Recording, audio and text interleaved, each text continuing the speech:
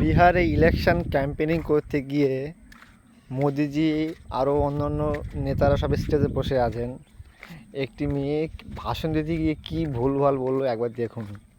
মানে প্রেজেন্টেশন করার মতো যোগ্যতা সেই মেয়েটির নেই। কি বলবে কি না বলবে তেমন বুদ্ধি মাথার মধ্যে নেই। ভিডিওটি দেখো। घाट घाट बना करके हम बिहारियों को और अब मैं अपने माननीय गिरिराज जी जो यहाँ के सांसद भी है, केंद्रीय मंत्री भी हैं, हम उन अभिभावक को कहना चाहते हैं कि आप आए और हमारे